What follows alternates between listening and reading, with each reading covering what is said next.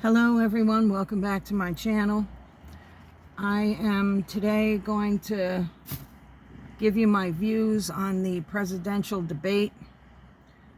This video was a little late, that was some days ago, but like I said on my first video, I do work 7 days a week and I try to find time to do these videos and get them out there. The debate, I had to watch that twice. The first time I watched it, it seemed to me that Donald Trump wasn't really saying some of the things that he should have been saying, and she was really taking pot shots at him. But I'll tell you what, also, it was totally unfair. It seemed like there were 3 against 1. You know, Kamala and the 2 moderators against Trump. It seemed like they were totally uninterested in what he was saying. And they just wanted to just turn it over to her. So I could pretty much see where they stand. But besides that, I watched it again and I said, no, he said what he had to say. He said exactly what he had to say. He just didn't dramatize everything like she does. And I got to tell you, I'm so sick and tired of hearing her go on about the same thing all the time. I came from a middle class family, and you know, my mother worked and saved to buy a house and all this other stuff, and the way that she just, sometimes the look on her face when she says something just makes you want to break out the violin. I think that Trump made his point about everything without the drama, without the violins. And if you can't tell by now, I'm definitely pro-Trump. Always have been. I feel like he's strong. He knows what he's doing. And he can do it. And he is going to save this country from disaster. And it's just a shame, if he does win, that he's going to have to come into such chaos, because everything is just chaos right now with all the mess that has been made by Biden. And I can't even say Biden and Harris. She has been the most silent vice president that I've ever seen in the office. This debate and these few interviews that she's done, she did one on Oprah and a couple others. I don't really like to watch her when she's being interviewed, because I just kind of want to wring her freaking neck, you know, because she's just so full of it. But I know that she has done a couple things here and there, and the most that I have heard from her ever. And they have made, her and Biden have made a mess. And if Trump does get in there, which I hope to God he does, he's got a lot of fixing to do, but I know he can do it. I know he can do it.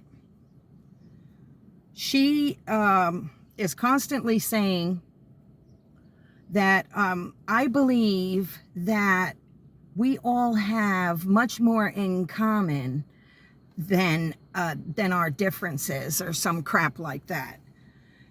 She wants to bring everybody together and everything. Come on, let's be realistic here, okay?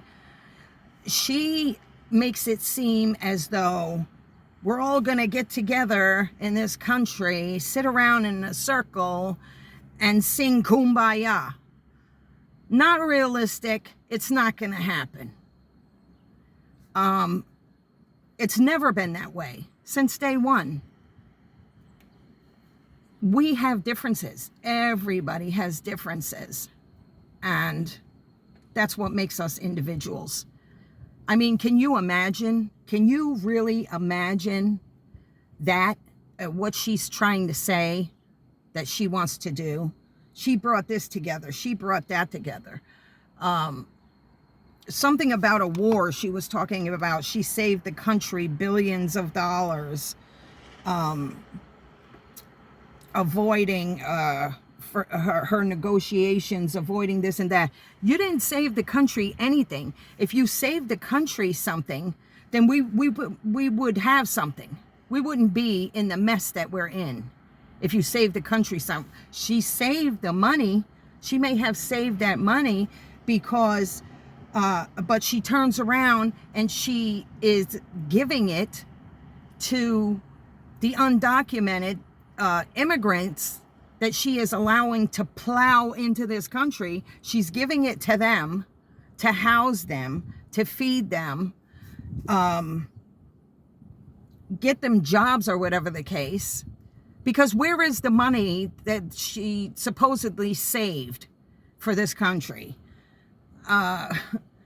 Because we're doing so bad. And she, everybody knows the economy was better when Trump was in there. Why? Because he knows what he's doing. He knows how to negotiate. He knows how to stand up to people. He knows what he's doing. I can't see her doing that. Take a look at her with her silly ass always giggling and making a joke out of everything.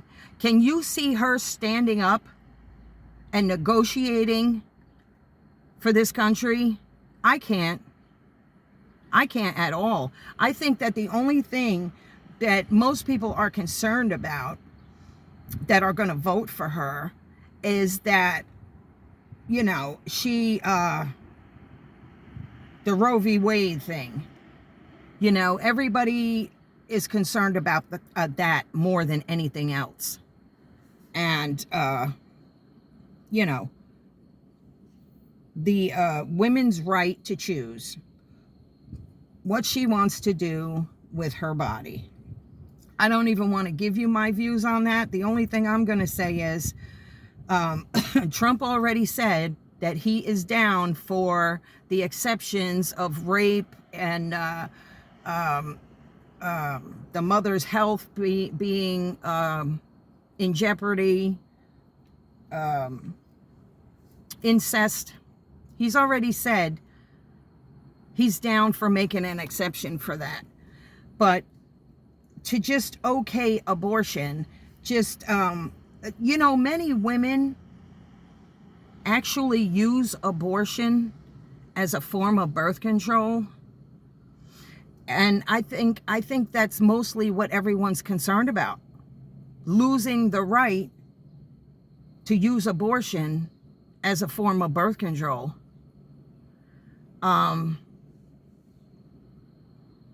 And I mean, I really don't want to get into that part, too deeply into that, but price gouging, she's going to fight.